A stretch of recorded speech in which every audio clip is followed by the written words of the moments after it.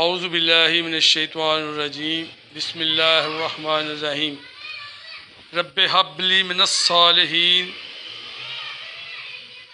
فبشرنہ بغلام حلیم ان اللہ و ملائکتہ یصلون علی النبی یا ایھا الذین آمنوا صلوا علیہ وسلموا تسلیما۔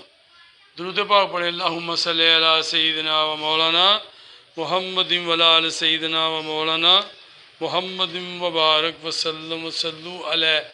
الصلاۃ والسلام علیک یا سیدی یا رسول اللہ وعلی آلک و صحابک یا سیدی یا حبیب اللہ۔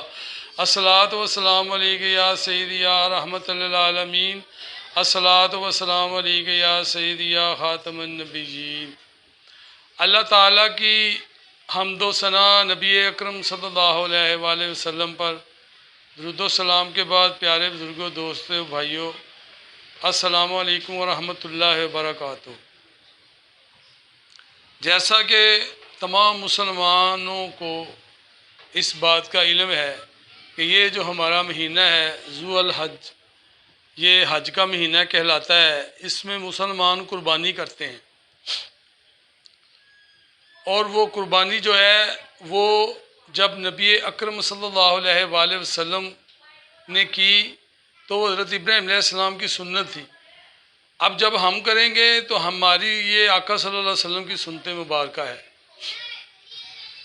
اب یہ جو سنت ہے اس کا قرآن پاک کے اندر ذکر ہے حضرت ابراہیم علیہ السلام کی ذات مبارکہ کے ساتھ کہ یہ کیسے ہوئی، کیوں ہوئی، یہ سارا واقعہ ہے۔ تو بندہ نچیز مختصر سا آپ کو اس کے بارے میں عرض کرے گا۔ اس کی 23واں پارہ ہے سورۃ الصفات کے اندر، یہ آیت نمبر ہے 101 اور 101 آیت نمبر کے اندر پھر آگے بھی یہ چلتی ہے، یعنی یہ ساری 100 سے آگے آیتیں ہیں جن میں یہ قربانی کا ذکر آیا ہے۔ حضرت ابراہیم علیہ السلام کے ہاں کوئی اولاد نہیں تھی، تو آپ نے اللہ کی بارگاہ میں دعا کی۔ آپ کی وہ دعا اور پھر اس کی قبولیت اور آگے قربانی کا سارا ذکر آیا ہے۔ یہ سورۃ الصفات کی آیت 100 سے لے کے آگے کافی آیات ہیں۔ اب وہ جو دعا تھی اللہ تعالیٰ نے یہاں لکھی، رب ہب لی من الصالحین۔ یہ حضرت ابراہیم علیہ السلام اللہ کی بارگاہ میں دعا کر رہے ہیں، یا اللہ الہی مجھے لائق اولاد دے۔ یعنی جب بھی اللہ کی بارگاہ میں اولاد کی دعا مانگو تو لائق نیک صالحین دعا مانگنی چاہیے۔ پھر آگے ہے اللہ تعالیٰ فرماتا ہے فبشرنہ بغلام حلیم۔ اللہ تعالیٰ فرماتا ہے تو ہم نے اسے خوشخبری سنائی ایک عقل مند لڑکے کی۔ اللہ تعالیٰ فرماتا ہے کہ ہم نے یعنی اللہ تعالیٰ نے حضرت ابراہیم علیہ السلام کو خوشخبری سنائی کہ ہم تمہیں ایک عقل مند لڑکا عطا فرمائیں گے۔ پھر روایتوں میں ہے کہ اللہ تعالیٰ نے آپ کو حضرت اسماعیل علیہ السلام عطا فرمائے، اور بڑی عمر میں جا کر، یعنی 90 سال کی عمر کے اندر جا کر یا اس سے کم و بیش، تو حضرت اسماعیل علیہ السلام پیدا ہوئے۔ اب جب بچہ بڑا ہو رہا ہوتا ہے نا تو ماں باپ کی یہ ہوتا ہے کہ چلو یہ بڑا ہوگا، بیٹا جو بڑا ہوگا تو یہ سہارا بنے گا۔ اس سہارے کے اندر باپ اپنے بیٹے پہ امیدیں لگاتا ہے۔ آج بھی لوگوں نے اپنے بیٹوں پہ امید لگائی ہے، یہ جائز ہے، لیکن یہ بات ذہن میں رکھیں کہ حد الوسع کوشش ہونی چاہیے۔ اولاد پہ امید تو ہونی چاہیے، لیکن یہ سوچیں کہ سب کچھ کرنے والا اللہ تعالیٰ ہے۔ اللہ تعالیٰ چاہے گا تو بچہ خدمت کرے گا، اور اللہ تعالیٰ نہیں چاہے گا تو بچہ خدمت نہیں کرے گا۔ اور اس میں سب سے بڑی جو خدمت کرنے کی بات ہے وہ اس طرح ہوگی اگر اس کو دین کی تعلیم دی جائے گی۔ اگر آپ دین کی تعلیم نہیں دیں گے تو پھر میرے پیارے بزرگوں، دوستوں، بھائیوں، بچہ کیسے ماں باپ کی خدمت کرے گا؟ ماں باپ کے ساتھ کیسے صحیح رہے گا؟ اگر وہ جو دنیاوی تعلیم پڑھ رہا ہے اس تعلیم کے اندر ماں باپ کے بارے میں نہیں بتایا جاتا، اس کے اندر جو دینی دنیاوی باتیں ہیں، حساب کتاب کی باتیں ہیں، کچھ اور ایسی باتیں ہیں، بہت سے ٹرک ہیں دنیا میں رزق کمانے کے، لیکن ماں باپ کے بارے میں اس کے اندر ذکر نہیں ہے۔ تو اس وجہ سے اللہ تعالیٰ کے ہاں نیک اولاد مانگنی چاہیے، اور پھر وہ جو بچہ بڑا ہو جاتا ہے اس کے ساتھ امید لگانا یہ جائز ہے، لیکن حت الوسع جو امید ہے وہ اللہ تعالیٰ سے لگانی چاہیے۔ اور یہی یہاں بھی یہی مقصود ہے اللہ تعالیٰ کا، یہاں جو بتا رہا ہے نا اللہ، یہ بات یہاں یہی ہے۔ اللہ تعالیٰ فرماتا ہے کہ ہم نے اسے خوشخبری سنائی ایک عقل مند لڑکے کی، فلما بلغ، وہ پھر جوان ہو گیا۔ اب جب وہ جوان ہوا اس کے ساتھ کام کے قابل ہو گیا۔ یہ دیکھو اللہ تعالیٰ نے کام کے قابل لکھا ہوا ہے۔ اب حضرت ابراہیم علیہ السلام ظاہر ہے وہ بھی سوچتے ہوں گے میرا بیٹا ہے میرے ساتھ کام کے قابل ہو گیا، تو اللہ تعالیٰ فرماتا ہے جب وہ کام کے قابل ہو گیا تو پھر اللہ تعالیٰ نے حضرت ابراہیم علیہ السلام کو خواب میں دکھایا کہ وہ اپنے بیٹے کو ذبح کر رہے ہیں۔ اور نبیوں کے خواب کیونکہ سچے ہوتے ہیں، وہ ایک طرح کی وحی ہوتی ہے ان پر کہ تم یہ کام کرو، تو ان کو خواب آیا کہ وہ اپنے بیٹے کو ذبح کر رہے ہیں۔ وہی بات اللہ تعالیٰ نے یہاں ارشاد فرمائی کہ جب وہ اس کے ساتھ کام کے قابل ہو گیا تو اللہ تعالیٰ نے خواب میں ان کو دکھایا، تو وہ بات یہاں اللہ تعالیٰ لکھ رہا ہے، قالا یا بنی انی ارا فی المنام انی اذبحک فانظر ماذا تری، کہا اے میرے بیٹے میں نے خواب میں دیکھا میں تجھے ذبح کرتا ہوں۔ یہ حضرت ابراہیم علیہ السلام کہہ رہے ہیں۔ اب تو دیکھ تیری کیا رائے ہے۔ اس کا مقصد اپنے بچوں سے رائے لینی چاہیے، لیکن بچہ بھی نیک ہے،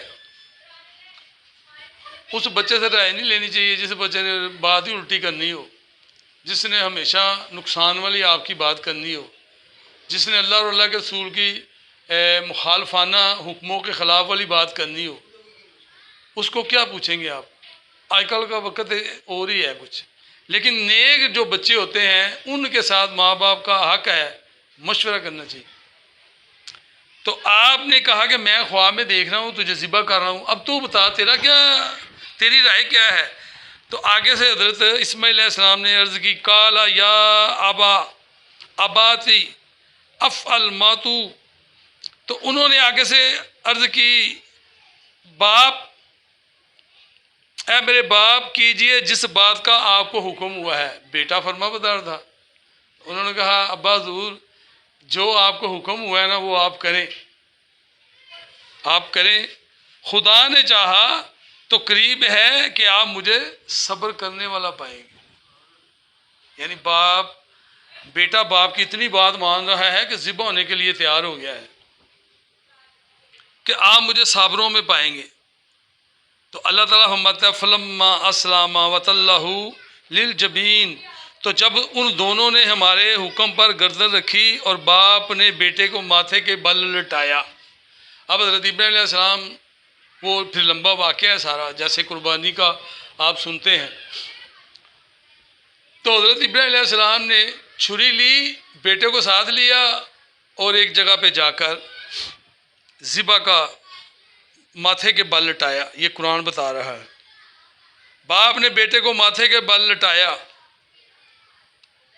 تو لٹانے کے بعد اب باپ ہے، چھری چلانی ہے، تو حضرت اسماعیل علیہ السلام نے کہا ابا حضور بہتر ہے کہ آپ کوئی اپنی آنکھوں پہ پٹی باندھ لیں تاکہ آپ اللہ کا حکم ماننے میں آپ سے کوئی ادھر ادھر نہ ہو جائے، آپ کے دل میں نہ آئے، آپ پٹی باندھ لیں تاکہ میرے گلے پہ چھری چلنے میں آپ کو آسانی ہو۔ یہ ہے بیٹا جو اپنے والد کی بات پر اور اپنے رب کی رضا کے لیے اپنی گردن کٹوانے کے لیے تیار ہو گیا۔ آج مسلمان تھوڑی سی تکلیفوں پر بھی اللہ تعالیٰ کی طرف نہیں آتا، وہ برداشت کرتا ہی نہیں ہے، تکلیف مشکل کو برداشت نہیں کرتا، مشکل کو پسند نہیں کرتا۔ اس لیے نبی صلی اللہ علیہ وسلم نے فرمایا تھا نا کہ جب آخری وقت ہوگا تو کافر تم پر ٹوٹ کے پڑیں گے اور بھیڑ بکریوں کی طرح کفار تم پر پڑے گا۔ تو صحابہ نے عرض کی یا رسول اللہ صلی اللہ علیہ وسلم کیا ہم کم تعداد میں کم ہوں گے؟ تو فرمایا نہیں، تعداد میں تم کم نہیں ہوگے، لیکن تمہیں خطرہ ہوگا کہ ہم کہیں مر نہ جائیں، تمہیں مرنے کا خوف ہوگا، اور اس مرنے کے خوف کی وجہ سے کفار تم پہ غلبہ کرے گا۔ آج دیکھ لیں بندے آج جہاد کی مرنے کی بات نہیں کرتے، اکثر لوگوں سے جب مرنے کی بات ہوتی ہے، اللہ کے لیے مر جانا، نبی صلی اللہ علیہ وسلم کی محبت میں مر جانا، یہ زندگی کی سب سے بڑی بہترین چیز ہے۔ تو یہ دیکھیں بیٹا کہہ رہا ہے کہ ابا حضور آپ اس طرح کریں کہ اپنی آنکھوں پہ پٹی باندھ لیں تاکہ مجھے ذبح کرنے میں آپ کو کوئی تکلیف نہ ہو، کوئی دقت نہ ہو۔ تو حضرت ابراہیم علیہ السلام نے اپنی پٹی باندھ لی. پٹی باندھنے کے بعد جب چھری چلائی ہے تو چھری نہیں چلی ہے. چھری نہیں چلی ہے. آپ نے چھری کو مارا پتھر کے اوپر. جب پتھر میں مارا پتھر تو ٹوٹ گیا. لیکن پتھر تو ٹوٹ جاتا ہے لیکن حضرت اسماعیل علیہ السلام کی گردن پہ چھری نہیں چل رہی. آپ بڑے حیران ہوئے اس بات. لیکن کیا تھا کہ اللہ تعالیٰ کی طرف سے حکم تھا کہ اے چھری تو نے میرے اسماعیل علیہ السلام کی گردن پہ چلنا نہیں ہے. اور یہ بات بتاتی ہے کہ اللہ تعالیٰ جب آزمائش میں ڈالتا ہے تو لازم نہیں وہ آزمائش پوری کرے. یہاں آزمائش ہے کہ بیٹے کو ذبح کرنا ہے. یہاں آزمائش ہے کہ بیٹے کو ذبح کرنا ہے. لیکن اللہ تعالیٰ نے چھری کو کہا نہیں چلنا ہے. تو باپ نے تو چلا دی ہے چھری لیکن چھری نہیں چل رہی. اور پھر جب آپ نے اللہ تعالیٰ فرماتا ہے جب انہوں نے میرے حکم پر لٹا دیا وہ اللہ تعالیٰ فرماتا ہے وَنَادَيْنَهُ أَن يَا إِبْرَاهِيمُ. اس وقت کا حال نہ پوچھ. اللہ تعالیٰ فرماتا ہے اس وقت کا حال نہ پوچھ جب حضرت ابراہیم علیہ السلام اپنے بیٹے کی گردن پہ چھری چلا رہے تھے. یعنی اس وقت دل کا جو حالت تھی نا حضرت ابراہیم علیہ السلام کی, اللہ تعالیٰ فرماتا ہے یہ نہ پوچھو. یہ دیکھو اپنے بیٹے کی گردن پہ چھری چلا رہے ہیں صرف اپنے رب کو راضی کرنے کے لیے. قربانی اسی کو کہتے ہیں. قربانی سے مراد یہ ہے کہ اللہ کا قرب لینے کے لیے اپنی ہر چیز اللہ کی راہ میں قربان کر دینا. یہ ہے قربانی. قربانی ریاکاری نہیں ہے کہ میں نے بڑا وہ لیا ہے, بیل اچھا لیا ہے تو اچھی بات ہے. لیکن بیل اچھا لیا ہے تو دکھانے کی, لوگوں کے آگے بڑائی کروانے کی ضرورت کیا ہے؟ لوگ بڑائیاں مرواتے ہیں. بتاؤ یار یہ میرا کیسا ہے یہ جانور ہیں جی. 4 بندے اکٹھے کیے, محلے میں کھڑے ہیں, علاقے میں کھڑے ہیں اور مشہور ہو رہے ہیں اور دکھاوے کی طرح ریاکاری کی طرف جا رہے ہیں. نبی صلی اللہ علیہ وسلم نے ارشاد فرمایا تھوڑی سی ریاکاری بھی جو دکھاوا ہوگا نا قیامت کے دن فرمایا وہ شرک ہے. اللہ تعالیٰ ہمیں بچائے. تو اب لوگوں کے کھانے کے لیے ذاتی غریبوں کو مال نہیں مل رہا لیکن جو بیل ہیں جو ان کو کھلایا جا رہا ہے. بادام کھلائے جا رہے ہیں, مربے کھلا رہے ہیں, بڑا پال رہے ہیں, بڑا کر رہے ہیں. یہ اتنے تکلف کی ضرورت نہیں ہے. اللہ نے قربانی کا کہا آپ اچھا سا کوئی جانور لے کے اس کو ذبح کر دیں. اور اگر آپ اس کو پیسے لگا کے پال رہے ہیں تو ہائی لائٹ کیوں کر رہے ہیں؟ کروڑوں روپے کا بیل ہے جی, اس کو روزانہ کتنے بادام کھا رہے ہیں تو لوگوں کو تو کھانے کے لیے مل رہا. مسلمان کا بیٹا بچہ بھوکا اور بیل کو بادام کھلائے جائیں, مربے کھلائے جائیں, یہ جائز نہیں ہے. ان کا خیال رکھنا زیادہ ہے. یہ بادام آپ گائے کوئی پکڑو, بیل کوئی پکڑو, بکرا کوئی پکڑو, جو عمر کے مطابق ہو ہے, شرعی عمر کے مطابق ہے, ذبح کرو, اللہ آپ کی قربانی قبول کر لے گا. لیکن کیا ہے کہ یہاں مسلمان جو ہے یہ دین کو اپنی من مرضیوں سے چلا رہے ہیں اور پھر کہتے ہیں ہم دین پہ ہیں. یہ اس طرح دین نہیں ہوتا. دین وہ ہے جو اللہ تعالیٰ نے بتایا اور جو نبی صلی اللہ علیہ وسلم نے بتایا, اور اس پر چلنا یہی دین اسلام پر چلنا ہے. تو اللہ تعالیٰ فرماتا ہے کہ اس وقت کا حال نہ پوچھو. اور ہم نے اسے ندا فرمائی. اللہ تعالیٰ فرماتا ہے پھر جب اس نے حضرت ابراہیم علیہ السلام نے چھری چلا دی تو اللہ تعالیٰ فرماتا ہے ہم نے پھر اسے ندا دی. قد صدقتا الرؤیا ان کذالک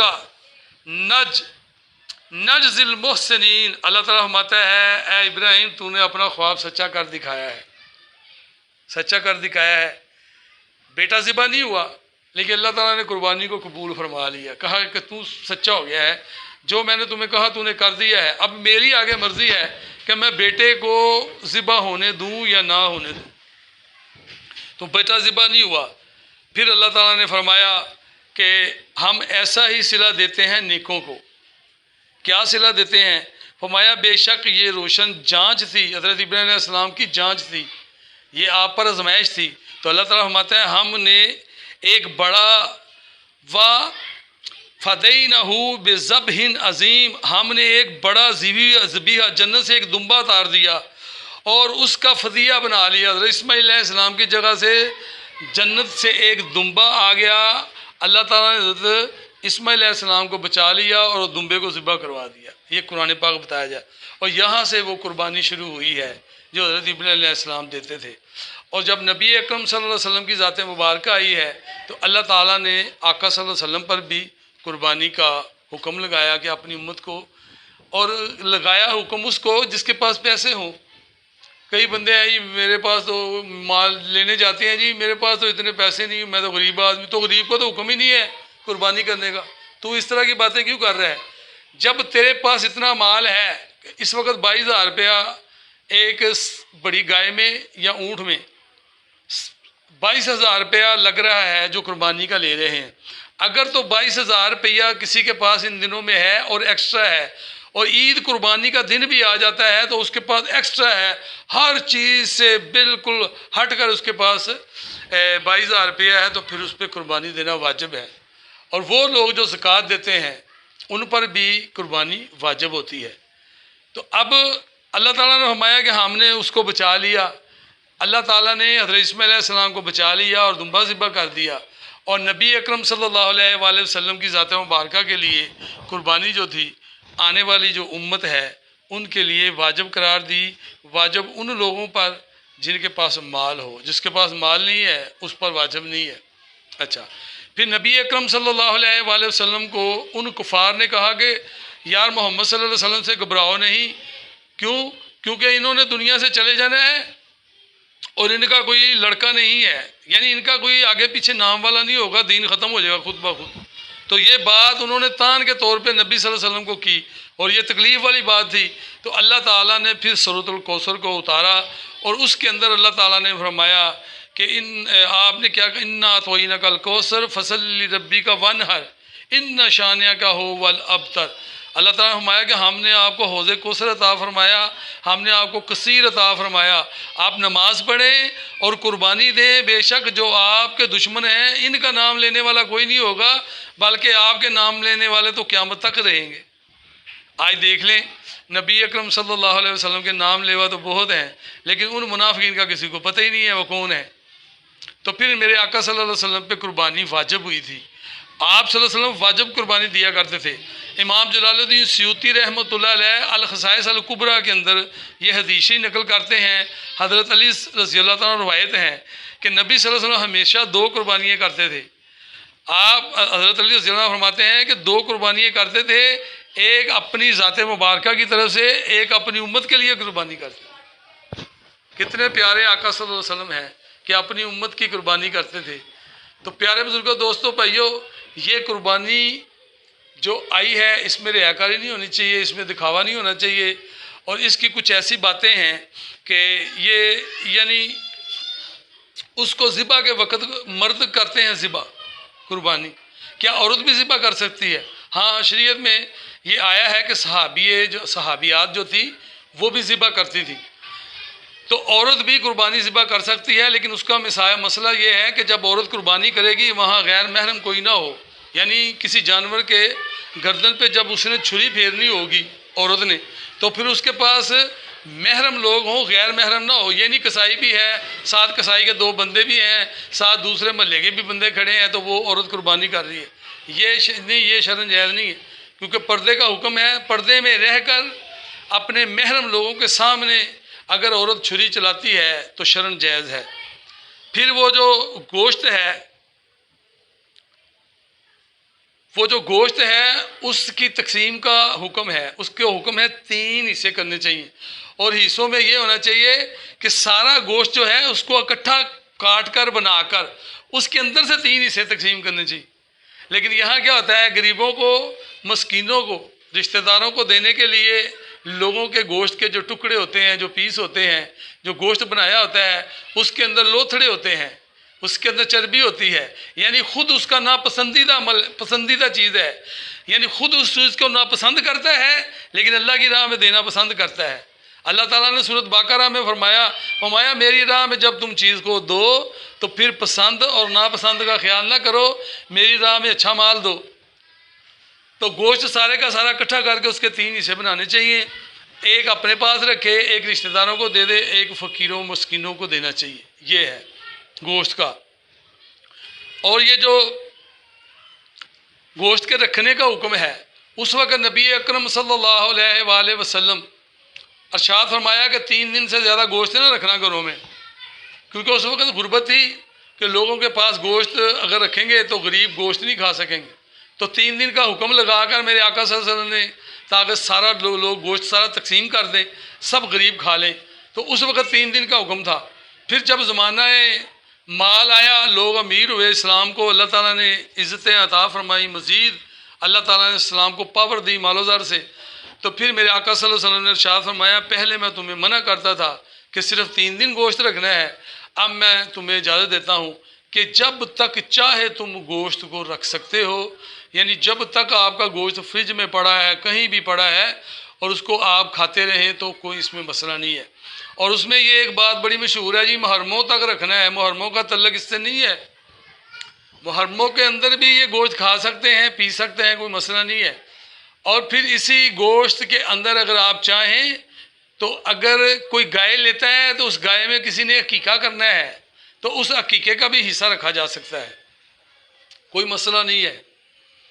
تو پھر وہ گوشت جو ہے جب تک آپ چاہیں رکھ سکتے ہیں، لیکن اگر سنت پہ آپ چلیں گے اور چلنا چاہیے تو اس کا طریقہ ہے 3 حصے، اور 3 حصے ایسے یعنی ران اور یہ دستی ادھر کرو اور یہ پٹھ ادھر کر دو، تو اس طرح بقایا جو آپ خود پسند نہیں کر رہے یہ اللہ کے نام پہ دے دو لوگوں کو، اللہ کی پناہ ہے، میں تو ڈرتا ہوں اس بات سے، یعنی وہ خود اس چیز کو پسند نہیں کرتا، اپنے پاس رکھنے میں، اپنے پاس پکانے میں، اپنے پاس کھانے میں، تو لوگوں کے اندر میں تقسیم کر دوں اللہ کے نام پہ۔ تو اللہ کا خدا کا خوف ہونا چاہیے کہ جو خود پسند نہیں کرتے اسے اللہ کی راہ میں تقسیم کرنا پسند کرتے ہو۔ تو پھر اس کے لیے یہ نبی صلی اللہ علیہ وسلم نے ارشاد فرمایا۔ آج لوگ کہتے ہیں جی اتنے دن ہونا چاہیے، یہ دن دن کی کوئی نہیں ہے، جتنے دن پڑا ہے پڑا رہے، کھایا جا رہا ہے کھایا جائے بس۔ اس پہ آپ ملاد شریف بھی کرا سکتے ہیں، اس پہ آپ کوئی بھی ختم شریف بھی کرا سکتے ہیں، یعنی وہ حلال گوشت ہے، اس کا کوئی مقصد نہیں۔ اور اس میں پھر یہ ایک بات اور مشہور ہے کہ نبی صلی اللہ علیہ وسلم اس دن روزہ رکھتے تھے، آپ صلی اللہ علیہ وسلم اس دن روزہ نہیں رکھتے تھے۔ روزہ وہ یہ ہوتا تھا کہ نبی صلی اللہ علیہ وسلم جب یہ عید کا دن ہوتا تھا، قربانی عید کا دن ہوتا تھا، تو قربانی کے دن میرے آقا صلی اللہ علیہ وسلم جب جانور ذبح کرتے تھے تو اس کے گوشت سے اپنا تناول شروع کرتے تھے، یعنی اس وقت تک کھانا نہیں کھاتے تھے جب تک گوشت پک کر ذبح ہو کر بن کر پک کر نہیں آتا، تو اس وقت تک آپ صلی اللہ علیہ وسلم نہیں کھاتے تھے۔ آج بھی لوگ جو اللہ کے لوگ اچھے لوگ ہیں، جو نیک لوگ ہیں، تقوی والے ہیں، جو نبی صلی اللہ علیہ وسلم کی سنت کو پورا کرنا چاہتے ہیں، تو وہ لوگ پھر کیا کرتے ہیں کہ صبح عید نماز پڑھنے کے بعد وہ بھوکھا رہتے ہیں، اور بھوکھا کہاں تک رہتے ہیں؟ جہاں تک قربانی کا گوشت پک کر نہیں آ جاتا۔ جیسے ہی وہ پک کر آ جاتا ہے تو پھر اس کو وہ کھا لیتے ہیں، اور اس کو اس لیے کھاتے ہیں کہ نبی صلی اللہ علیہ وسلم نے اس دن اپنے کھانے کا جو آغاز تھا وہ قربانی کے گوشت سے کیا، کیونکہ یہ برکتوں والا گوشت ہے، کہ یہ برکت کا گوشت ہے، قربانی کا گوشت برکت کا گوشت ہے، اللہ کے نام پہ ہے۔ یہ حضرت ابراہیم علیہ السلام کی اور ہمارے آقا صلی اللہ علیہ وسلم کی سنت مبارکہ ہے۔ پھر اس میں لوگوں کے اندر یہ بھی بات ہوتی ہے کہ ہمیں دیا نہیں ہے، خود رکھ لیا، وہ کھا سکتے ہیں۔ اب اگر شرعن طور پہ اگر کوئی گوشت پورے کا پورا خود بھی کھا جائے، اس کی قربانی تو ہو جائے گی، لیکن اس نے سنت کی خلاف ورزی کی ہے۔ اگر وہ خود رکھے گا، سارا کھائے گا، اس کی قربانی ہو جائے گی، کھا سکتا ہے، اجازت ہے۔ تو لوگوں کو کسی پہ اعتراض نہیں کرنا چاہیے کہ یار انہوں نے گوشت رکھا اور ہمیں دیا نہیں ہے، یہ اس کی مرضی تھی۔ اگر وہ دیتا، نبی صلی اللہ علیہ وسلم کی سنتوں پہ چلتا تو اللہ کے ہاں مقرب ہو جاتا، اللہ کے ہاں نیک بن جاتا، لیکن اگر اس نے نہیں دیا تو اس کا مقصد یہ نہیں ہے کہ اس کی قربانی نہیں ہوئی، نہیں، اس کی قربانی ہو گئی۔ لوگ یہ بھی کہتے ہیں کہ جی جس نے 3 حصے نہ کیے اس کی قربانی نہیں ہوتی، نہیں، یہ باتیں نہیں ہیں، وہ پورا رکھ کے کھا بھی سکتا ہے۔ اور پھر یہ بھی ہوتا ہے کہ سارا کچھ خاندان بڑا ہوتا ہے، وہ اپنی قربانی کرتے ہیں اور سارے اپنے خاندان میں تقسیم کر لیتے ہیں، تو پھر اگر تو وہ مال والے ہیں تو ان کو غریبوں کے اندر بھی تقسیم کرنا چاہیے، اور اگر ان کے رشتہ دار خاندان غریب والے ہیں تو ان کے اندر ہی گوشت تقسیم ہو گیا، تو پھر یہ بھی کوئی مسئلہ نہیں ہے، یہ بھی شرعاً جائز ہے۔ اس لیے اللہ تعالی ہمیں ان اسلامی باتوں پہ چلنے کی توفیق عطا فرمائے، اور اس طرح کی قربانی کرنے کی توفیق عطا فرمائے جس میں کوئی دکھاوا نہ ہو، جس میں کوئی ریاکاری نہ ہو، جس میں کوئی حرام کا مال نہ ہو، سود کا۔ کسی نے 1 روپیہ بھی حرام کا ڈال دیا، 22,000 میں 1 روپیہ حرام کا ڈالا، قربانی ساری حرام ہو جائے گی، کیونکہ ایک قطرہ جو ہے نا دودھ کے اندر ڈال دیا جائے نا پیشاب کا، تو سارا دودھ پلید ہو جاتا ہے۔ منو دودھ پڑا ہے، منو دودھ، اور اس کے اندر ایک پیشاب کا قطرہ پڑے، سارا دودھ خراب ہو جاتا ہے۔ تو اسی طرح اگر کسی نے 22,000 میں 1 روپیہ حرام کا، جھوٹ کا، سود کا، کسی کے مال دبانے کا، کسی کے حق دبانے کا اگر کیا تو پھر وہ قربانی اس کی جائز نہیں ہے، کیونکہ اس نے، اور جو قرضہ لے کر لوگوں کا قرضہ دینا ہے، قربانیاں دینے ہیں، یہ بھی جائز نہیں ہے۔ قرضہ پہلے اتارنا چاہیے، قربانی بعد میں کرنی چاہیے۔ اللہ تعالیٰ لوگوں کے حقوقوں کو پہلے ترجیح دیتا ہے، اور قرضہ دینا لوگوں کا پہلا حقوق ہے۔ تو وہ جب آپ حقوق ادا کریں گے تو انشاءاللہ اللہ تعالیٰ ان حقوقوں کے ادا کرنے پہ خوش ہو جائے گا۔ یہ نہیں لوگوں کے حقوق دبائیں اور خود قربانیاں کر رہے ہیں۔ پھر یہ ناکوں پہ ہوتا ہے کہ پولیس والے اور یا افسر لوگ ہوتے ہیں، یہ گورنمنٹ کے پلاٹوں پہ کھڑے ہوتے ہیں جانور، تو وہاں سے ان سے جانور لے لیتے ہیں رشوت کے طور پہ یا اپنے روب کے طور پہ، افسری کے طور پہ، پھر ان کو گھروں میں جا کر ذبح کرتے ہیں، کہتے ہیں ہم نے بھی قربانی کی ہے۔ یہ خدا کا خوف کھائیں کہ لوگوں سے مال چھین کر اس طرح قربانی نہیں ہوتی ہے۔ یہ قربانی کرنے کا یہ طریقہ صحیح نہیں ہے۔ قربانی وہی ہوتی ہے جو حق حلال مال ہو، اور وہ واجب اس وقت ہوتی ہے جب اس کے پاس ایکسٹرا پیسے ہوں تو ان مال کی ہے، ورنہ جس کے پاس مال نہیں ہے اس کو تو یہ واجب نہیں ہے۔ اور پھر دیکھیں آخری بات کہ یہ دیکھیں کہ نبی صلی اللہ علیہ وسلم فرمایا کہ جو بندہ چاند دیکھے گا، یہ ذو الحجہ کا چاند دیکھ لے، چاند کا وہ پہلے دن اپنے نوخن نہ تراشے، مونچھیں نہ تراشے، داڑھی کو نہ تراشے، زیر ناف بال نہ اتارے، بغلوں کے بال نہ اتارے۔ تو جب یہ سارے کام وہ نہیں کرے گا تو عید نماز پڑھنے کے بعد جب یہ وہ کام کرے گا تو میرے آقا صلی اللہ علیہ وسلم فرمایا اللہ تعالیٰ اس کو بھی قربانی کا ثواب عطا فرمائے گا۔ تو آپ دیکھیں کہ یہ یہاں مال لگا کر، حرام مال لگا کر اپنی قبر بھاری کر کے قربانی کر رہے ہیں۔ اگر تیرے پاس پیسے نہیں ہیں تو یہ کام کر لے جو نبی صلی اللہ علیہ وسلم نے ارشاد فرمایا ہے۔ جب تو خلوص نیت سے نبی صلی اللہ علیہ وسلم کی اس بات پہ عمل کرے گا تو اللہ تعالیٰ تجھے بھی قربانی کا ثواب عطا فرما دے گا۔ اور کام اس میں تو پیسے لگ نہیں رہے، بس یہ ہے کہ بال مونچھے، یہ بال داڑھی، یہ جو بھی چیزیں، ناخن نہیں تراشنا، ان چیزوں کو عید نماز کے بعد جب کوئی غریب آدمی کرے گا تو اللہ تعالیٰ اس کو بھی قربانی کا ثواب دے گا۔ اور ایسا بھی ہے کہ کئی لوگوں کو اگر ان باتوں کا پتہ نہیں، میرا یہ درس سننے کے بعد اگر وہ نیت کر لے تو انشاءاللہ اس دن سے لے کر قربانی عید نماز پڑھنے تک وہ اپنے ناخن کو جو بڑھ رہے ہیں بڑھنے دے، داڑھی بڑھ رہی ہے جیسے ہے، تو پھر وہ کرے گا تو اللہ تعالیٰ پھر اس کو بھی ثواب عطا فرمائے گا۔ انما الاعمال بالنیات، اللہ تعالیٰ کے محبوب نے فرمایا اعمالوں کا جو عمل ہے نا، عملوں کا جو دارمدار ہے وہ نیت پر ہے۔ تو اللہ تعالیٰ ہمیں اچھی نیت سے، پاک نیت سے، پاک مال سے قربانی کرنے کی توفیق عطا فرمائے۔ وما علینا الا البلاغ المبین۔